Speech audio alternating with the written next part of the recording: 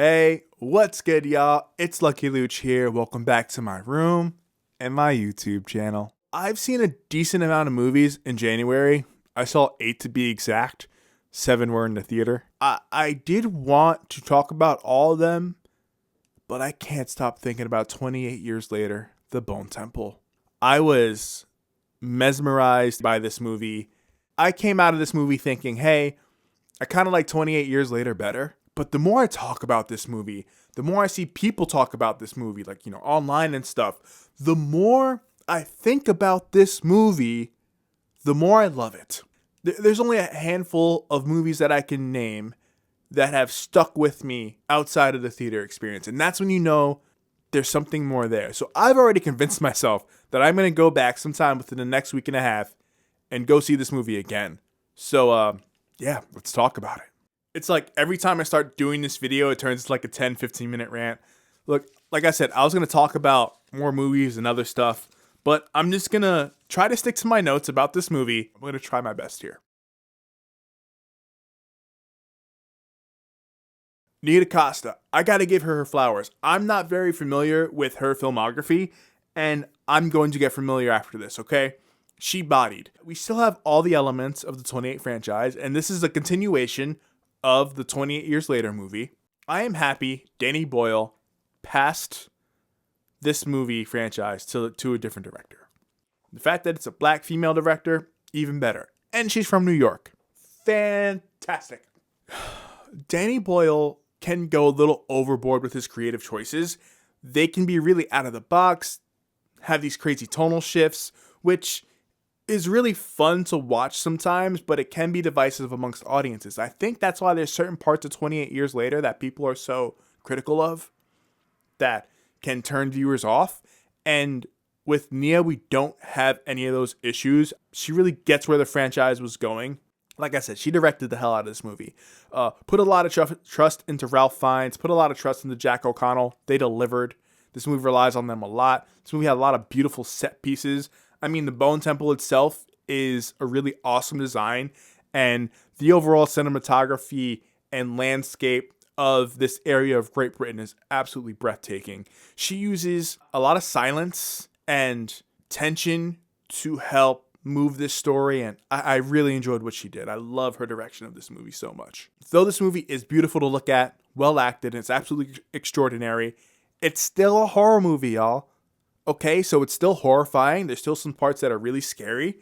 There are parts that are gross. There's a scene in here, a torture scene. I was eating my popcorn at the wrong time. I saw it and I was like, I almost like spit out my popcorn. It was so gross.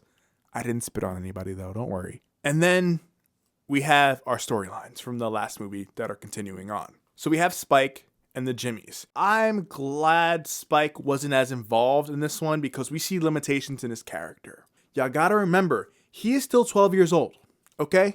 His mother has passed away. His father, probably either back at the camp or looking for him in the woods. We don't know. And I think it's finally settling into Spike's character that he is in the woods alone. That he is surrounded by a cult full of psychopaths. And he's confused. He's lost. Which totally makes sense because he is a child. And luckily, he does conjure up some courage to win a one-on-one fight to become part of the Jimmy clan. But, it doesn't go without some difficulty because we have a child that's alone in the woods with no parental guides. So I don't want to hear anybody be critical of Spike. He's a kid with a bow and arrow, okay?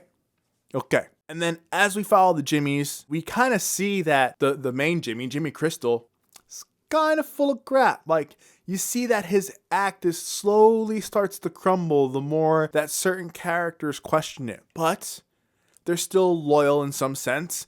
And we see them just lie, cheat, torture, murder, steal. And then, they're doing all this to survive. But it's like, y'all, that got some twisted morals and that got some weird games. And even when they do play these games, these survival games with other people, they're usually partially rigged in some form or fashion. But yeah, Jimmy Crystal, JC, and he's doing Jesus inverted. So instead of referring to God as his father. Jimmy Crystal refers to Satan as his father. So, he's playing off of that, right? Christ on the cross is, right, the T's up high. He has the upside down cross. So we follow that.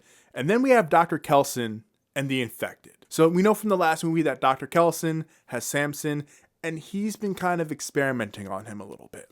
He sedates him and tries to understand the infected, and then has an epiphany that maybe he can heal the infected. Let me backtrack a little bit. Even before we get to this, we realize that Dr. Kelson is a lonely guy.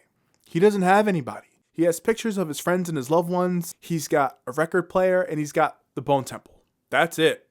That's all he's got at this point. That's all he has. That's all he has had for the last 28 years. And so he finally starts to, experiment on Samson and the infected. And it's to the point where, he calls out to Samson. And then sometimes Samson's already there looking for him. There's clearly something going on here. And then Dr. Kelson, it just steals the show from here. I mean, he develops a relationship with Samson. He dates him, and then he starts teaching him almost how to be human again. He's playing music. He's dancing with them, and they're sleeping next to each other by the campfire and stuff. He is trying to see if there is any humanity left in the infected. This whole movie is the search for humanity, because there's no humanity left. There might be in the infected. Even the people that are surviving, there's no humanity left in them, because they can't trust anybody, right? You got the Jimmys out here murdering, lying, and torturing people. And then you got the infected that are eating people. It's you can't trust those who are alive, and you can't trust those who are dead. Absolutely insane. And so we continue this discussion of humanity. We continue this discussion on what it means to be alive and honoring the dead. And just, oh man, there's just so much stuff in this movie. It's absolutely incredible. It really is. Yeah. Sorry, I just had a moment. The philosophical showdown between Jimmy and Dr. Kelson is great. It's a little bit humorous, well acted, and then you have the wild scene of Dr. Kelson pretending to be Satan, doing this whole song and dance. You have the reunion between Spike and Dr. Kelson, which is nice for a little bit. You have Jimmy's sacrifice, or Jimmy's execution. I'm going to say that with an asterisk because we don't really see him be offed. And then you have the end. It was really difficult for me to absorb the end. If you're a fan of this franchise, you're going to love the end. But it really took me time to absorb what was really happening, because so much has happened before we get to the ending that I couldn't even really be present for what was happening at the actual end. And then the credits are rolling, and I'm sitting here, and I'm like, yo, I could have watched another hour of this. Look, 28 years later, it was one of my favorite movies of 2025. And the more that I think about this one, I can't wait to go see it again. The more I'm like, this is probably the best movie of 2026. Let's look at my list real quick. I got We Bury the Dead, not that great. Avatar Fire and Ash was pretty awesome. Is This Thing On was very good. Resurrection, weirdest movie I've ever seen in my life. Secret Agent was okay. I watched Ready Player One, which didn't come out this year, but that was a little, had a fun day with my niece and we watched that one. Dead Man's Wire, which was kind of entertaining, pretty decent movie. But I look at all these and it's probably 28 years later at number 1. Avatar at number 2. Is This Thing On at number 3. Yeah, man, this movie is really that good. Just go see this. Even if you're not into horror movies, just try to do one of these at the gross parts or something, This was absolutely incredible. It was such an incredible experience, y'all. I don't know. I really can't put into words. I really don't know what to say. I was really taken away by this movie and how this franchise just continues to deliver.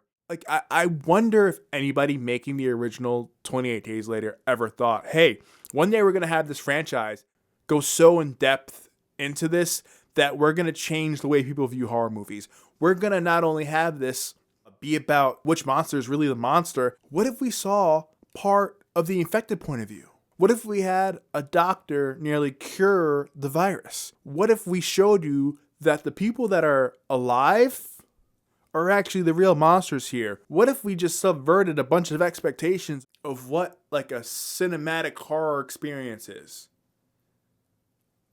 This might be the cinephile in me talking. this might be the fanboy in me talking. Go check out the 28 Years Days series. And part of why I want to talk about these movies is because I used to be scared of horror movies. I remember when the original preview of 28 Days Later came out, I was like, I'm not seeing that. It looks too scary. And then when I got into horror movies, 28 Days Later. So, yeah, that's why I'm going so hard for these movies today, because it just really, really changed my mind. Not only is good horror movies, it's just a good fucking movie, yo. Okay, I think that's everything today. Thank you guys so much for being here and watching me go on this rant. My name is Lucky Luch. I post on this channel every Tuesday. Drop a comment. What is your favorite movie in the 28 franchise? Do you like horror movies? What's your favorite scary movie? Yeah. I talk about whatever I want, and I'll see y'all next week. Peace.